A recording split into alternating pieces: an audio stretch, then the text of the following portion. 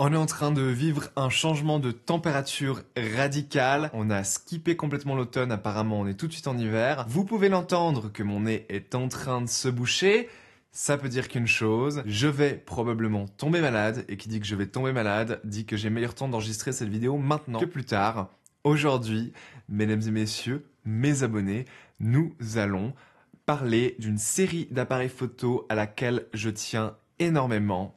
Il s'agit bien entendu des Fuji... Non, vous avez cru, absolument pas. Les Canon G7X, dont j'ai possédé toutes les itérations. Alors, je suis pas exactement certain de quand vous allez voir cette vidéo, dans le sens où est-ce que vous la regardez tout de suite quand elle sort ou est-ce que vous la regardez plus tard? Mais je suis en général maudit avec ce genre de choses-là. Ce que j'ai envie de dire par là, c'est que peut-être que au jour où vous regardez cette vidéo, il existe maintenant un nouveau modèle de la série G7X. C'est vrai que le G7X Mark III que j'ai ici est un modèle qui commence maintenant à dater un petit peu et qui commence à avoir quelques petites lacunes et quelques petits retards sur certaines technologies que Canon pourrait très volontiers corrigé sur une version 4 du G7X. En tout cas, j'ai pas vu de rumeur pour l'instant, mais si ça se trouve, c'est la semaine prochaine, je sais pas. Les Canon G7X, je les ai tous possédés au moins une fois, et ce sont des appareils extrêmement intéressants selon moi.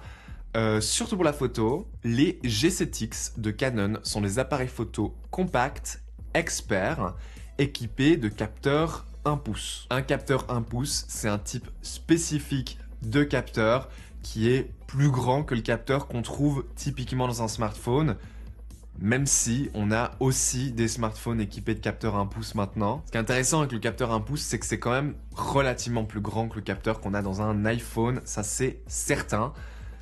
Et bien sûr, contrairement à un iPhone, ici, on a aussi un objectif qui est de qualité et qui est un objectif zoom. Cet objectif n'est pas interchangeable, il faut donc faire avec.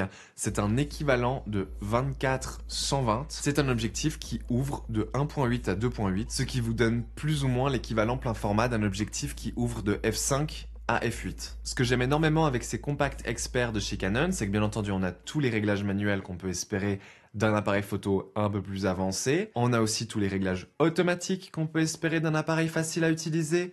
On a un écran pour faire des selfies, on a un mode vidéo, on a une stabilisation au niveau du capteur et de l'optique qui est extrêmement efficace, on a un filtre ND intégré, on peut faire du RAW, le ratio du capteur c'est du 3:2 et on a une résolution d'environ 20 millions de pixels. L'ouverture de l'objectif est quand même de 1.8 au grand angle et de 2.8 quand on est zoomé, ce qui, avec un capteur de 1 pouce, vous procurera à peu près la même profondeur de champ et la même qualité d'image que si on utilise un appareil photo réflexe ou hybride APS-C avec un objectif en kit. Et c'est ça qui est intéressant, c'est que j'ai appris ça en vendant du matériel photo dans des boutiques pendant 3 ans.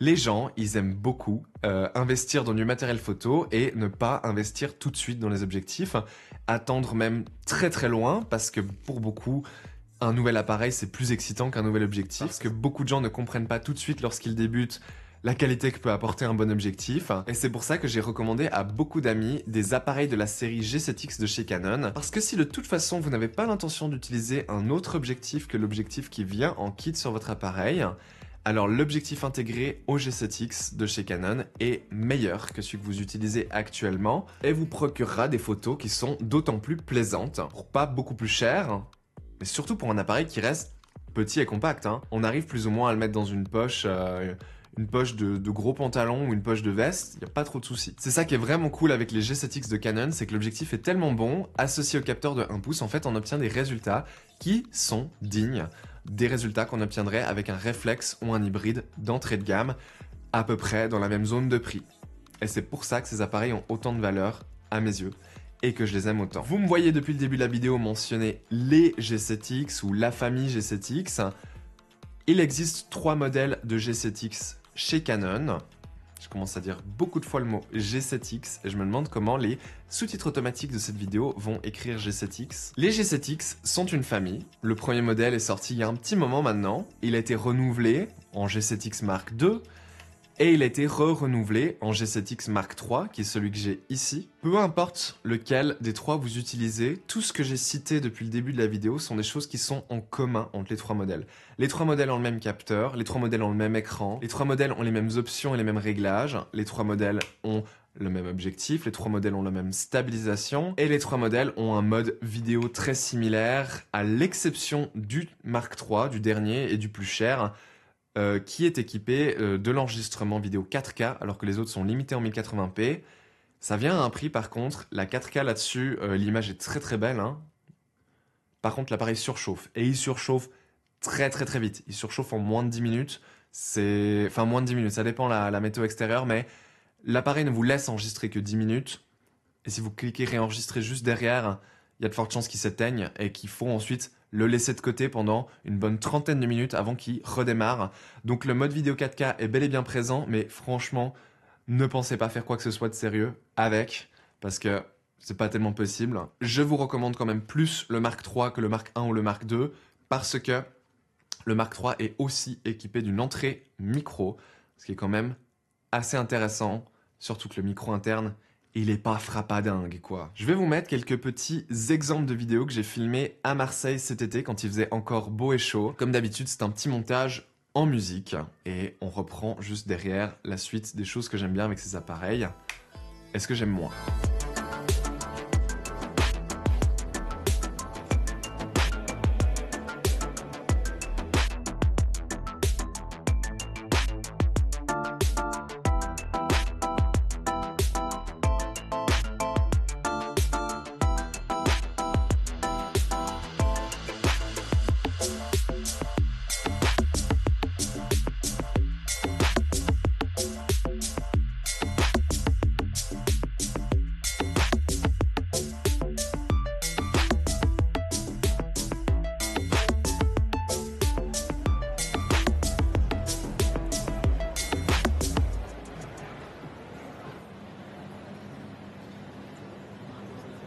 Tous ces bouts de vidéo ont été filmés en 4K avec le G7X. Vu que c'est des tout petits bouts de vidéo que j'ai enregistrés par-ci par-là, il n'a pas surchauffé, j'ai pas eu ce problème, mais les quelques fois où j'ai tenté de vlogger, effectivement, j'ai pas pu le faire très longtemps.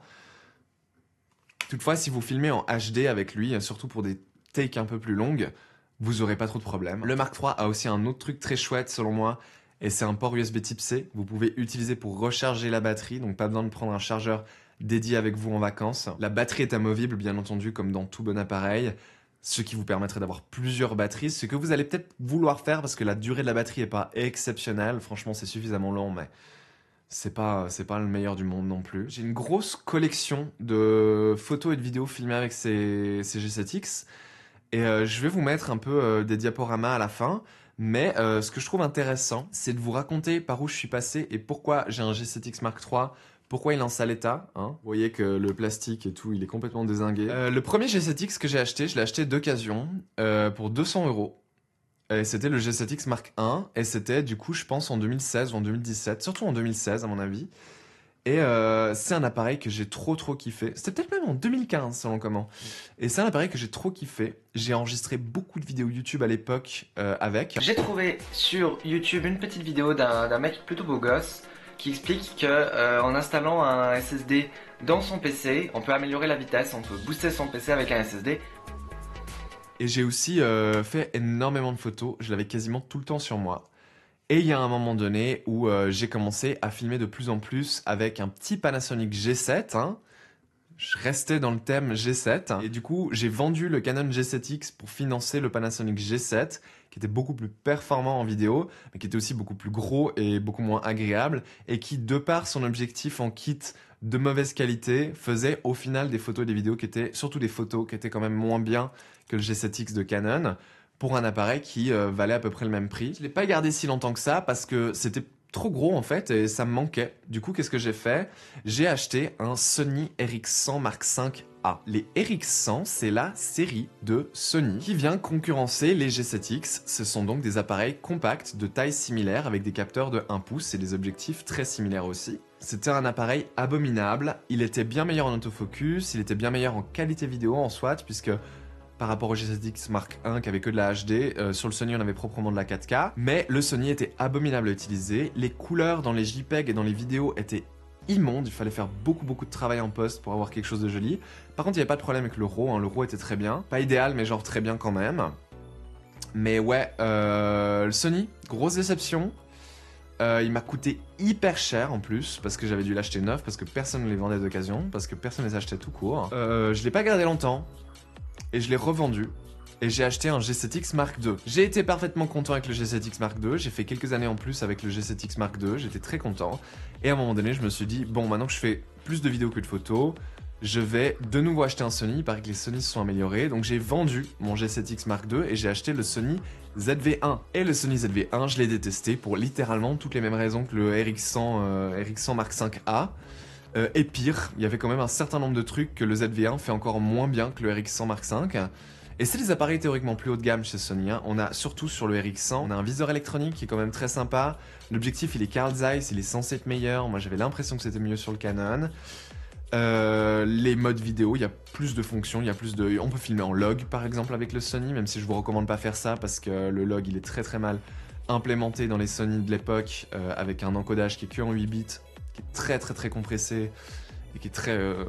Voilà, c'est très granuleux, c'est pas beau, c'est pas si beau que ça. Coucou, je suis en train de me filmer avec le G7X Mark III pour vous montrer un peu à quoi ça ressemble. Et ce que j'avais envie de vous montrer surtout, c'est l'autofocus. En fait, c'est le gros point faible de ce G7X Mark III pour la vidéo. Pour la photo, c'est pas du tout un souci, mais pour la vidéo, le problème c'est l'autofocus. Si je me rapproche comme ça, là en bonne lumière, ça fonctionne ok. Mais disons que c'est pas les technologies modernes auxquelles on est habitué. Et c'est pas non plus aussi performant que ce que fait Sony, bien entendu. Et je voulais vous le montrer. Et puis du coup, je profite aussi pour vous montrer la qualité sonore qui est du micro interne, donc qui est pas si mauvais que ça. Mais c'est franchement pas très bon non plus. Et bien entendu, l'image que vous voyez là n'est pas retouchée, donc c'est direct en dehors de l'appareil avec le profil de couleur neutre. Voilà, le profil de couleur neutre qui rend très bien chez Canon par défaut. Là, moi, j'ajouterais probablement un petit peu de saturation, peut-être un tout petit peu de contraste en post, et peut-être que je réchaufferai un tout petit peu l'image avec la balance des blancs. Mais ouais, tous les réglages sont en automatique et le filtre ND est désactivé, là aussi. Enfin bref, j'ai vendu le ZV-1 et j'ai acheté le G7X Mark III. Donc j'ai enfin le Mark III et je l'ai aussi acheté d'occasion, je l'ai payé 400 €. Et c'est pour ça qu'il est en très sale état. Et ma caméra détecte des visages derrière moi alors qu'il n'y a pas de visage derrière moi, ça m'énerve quand ça fait ça, mais bon, c'est une Canon après tout. Moi je fais que de me plaindre de Sony depuis tout à l'heure en parlant d'un Canon, mais là littéralement ma caméra Canon est en train de me faire une Canon, à savoir... focusé pas où elle doit. Le G7X Mark III. Franchement, si aujourd'hui j'avais pas les moyens, je serais 100% content avec un G7X Mark I ou Mark II. Mais si vous faites une fois de temps en temps de la vidéo, ne serait-ce qu'une fois de temps en temps, alors faites-vous plaisir avec le Mark III. Parce que si vous filmez des très petits bouts de vidéo à chaque fois, vous pouvez filmer en 4K, l'image est magnifique et vous aurez pas de problème de surchauffe si vous filmez que quelques secondes à la fois. Si par contre vous faites pas de vidéo du tout, alors sincèrement, mais genre à part pour l'USB-C, il n'y a pas vraiment de raison d'acheter un Mark III plus qu'un Mark II ou un Mark I. Donc prenez peu importe lequel vous trouvez le moins cher. Canon a d'autres appareils adjacents dans la série des appareils photo compacts professionnels, dont les G5X et les G1X. Et franchement, j'ai jamais eu aucun de ces appareils. Et le G9X, jamais eu aucun de ces appareils, je peux pas commenter, mais je crois que c'est des capteurs assez similaires, avec des fois des objectifs un petit peu moins lumineux, ou des fois un viseur en plus qui les rend aussi un peu plus gros. Tout ce que je peux dire, c'est que je suis fan des G7X, du Mark I, du Mark II, du Mark III. Celui-ci c'est fini, je ne réessayerai pas de le vendre, je ne fais pas l'erreur. J'ai fait 2 fois l'erreur de vendre mes G7X pour acheter des Sony, je ne ferai pas l'erreur une 3e fois. Si vous me voyez vendre le G7X Mark III, c'est parce que Canon a sorti un G7X Mark IV. Honnêtement, même si Canon sort un G7X Mark IV, je pense que je reste sur le Mark III juste parce que genre... il va super bien, et je pense pas que Canon vont tout révolutionner juste en une année comme ça. Une année, non, ça fait déjà un petit moment qu'il est sorti, mais je pense pas que Canon va tout révolutionner en une seule génération, c'est ça que je dis. J'adore ces G7X. Des petits diaporamas d'images. Et ensuite, je vous quitte. Donc, je vous dis déjà au revoir. Merci. À bientôt.